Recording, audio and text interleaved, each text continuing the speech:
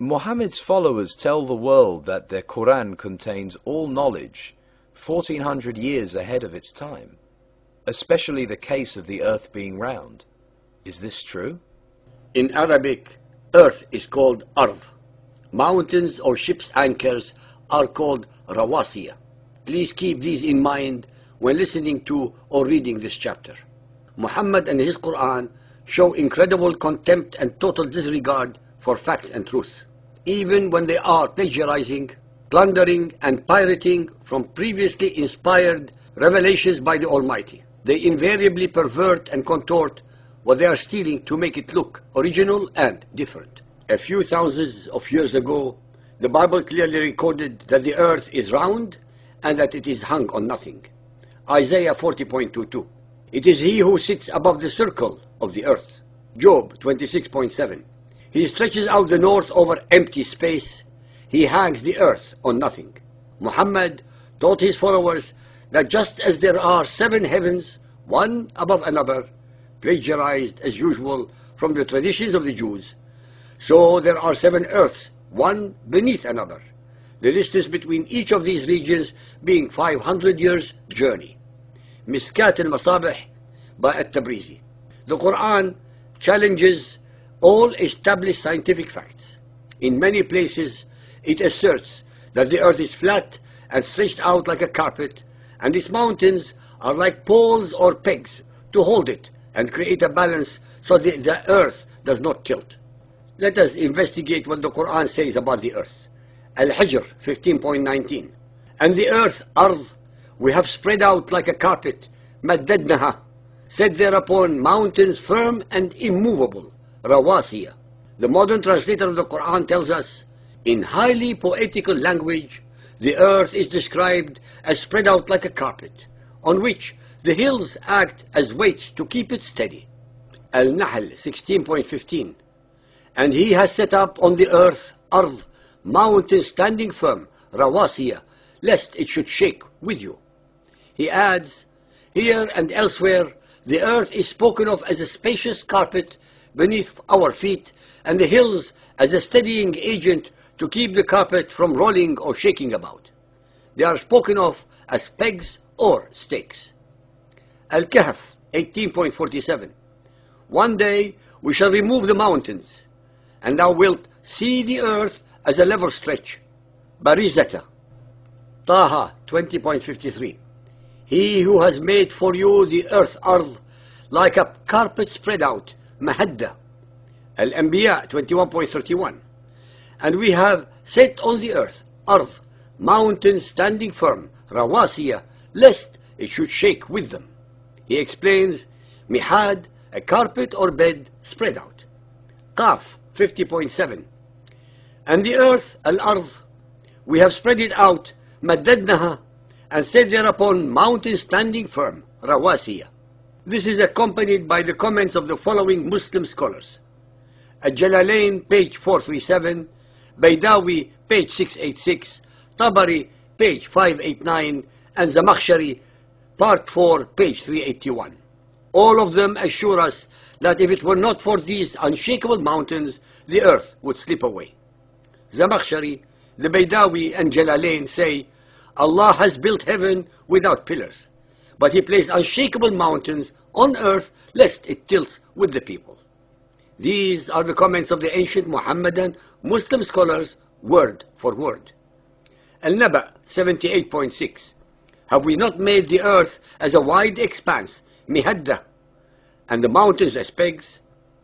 What is even more remarkable and most disturbing is the fact that some Saudi scholars wrote a book to disprove the spherical aspect of the earth, and they claimed that it is a myth, agreed with the above-mentioned scholars, and said we must believe the Quran and reject all other statements to the contrary. When dogma is so deeply embedded, logic, reality, and facts are replaced by stupidity, myth, and outright lies. Al-Ghashiyah 88.17. Will they not regard the camels how they are created, and the earth how it is spread? Suttihat. On page 509, the Jalalain say, in this phrase, how it is spread, He denotes that the earth is flat. All the scholars of Islamic law agree upon this. It is not round, as the physicists claim. What forced the Jalalain to say so? Because the Quran asserts in many chapters that the earth is flat. And no true Muhammadan can ever contradict the Quran in public and live.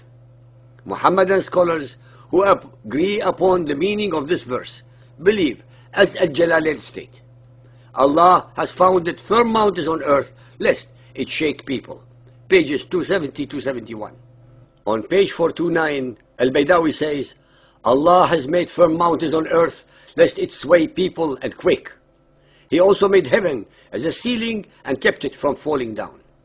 Al-Zamakhshari agrees with the above authors and reiterates the same words in Zamakhshari part 3, page 114. It is well known that the Quran proclaims that there are 7 earths, not just one. Al-Jalalain, page 476, Al-Baydawi, page 745, as they interpreted chapter Al-Talaq, 65.12.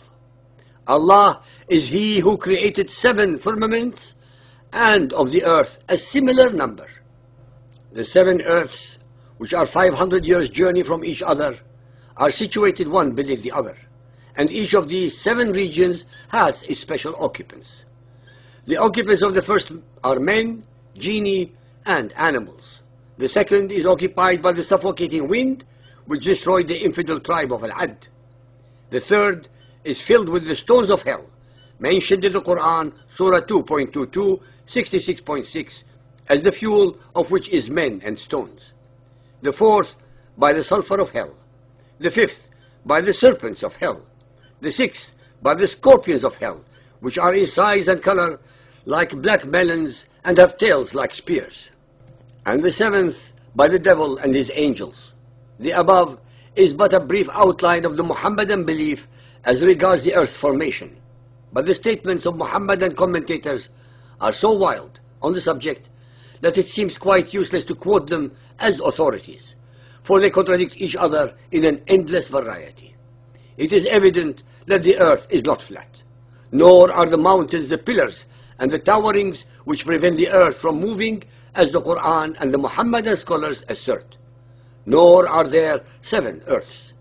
Al-Tirmidhi Hadith 5688, narrated by Abdullah ibn Amr ibn al-As. Allah's Messenger pointed to something like a bowl and said, if a piece of lead like this were sent from heaven to earth, which is journey for 500 years, it would reach the earth before night. And if it were sent from the top of the chain, it would travel 40 years, night and day, before reaching its foot, or its bottom. Muhammadan Muslims venerate Muhammad to the extent that they believe he represents the best man that has ever lived, as well as the one with the most knowledge of almost everything. Even the translator confirmed the meaning of the verses, and hence no Muhammadan can accuse others of any kind of misunderstanding or misinterpretation. It is easy to accept that a mere human being such as Muhammad can be wrong. It is infinitely more difficult to allow that Gabriel, the messenger of Allah, if Allah is the same as the God of Israel and Jesus, is mistaken. It is blasphemy to think that Allah is wrong if Allah is God. Based upon the above few samples only, no divine being could have ever revealed such verses regarding the spherical earth and its mountains. To unravel the riddle of the above anomalies, stupidities, irrationalities, contradictions, and blatant lies, the reader has to come to the one and only rational explanation, that Allah is not the God of Israel, but the name of the supreme pagan rock god of the Kaaba. The reader also knows that no rock god could inspire any human being. Hence, the final conclusion can only be that Muhammad, Gabriel, Allah, and Satan are Muhammad's alter ego, one and the same person. From all the above, the reader has to come to his or her own conclusion.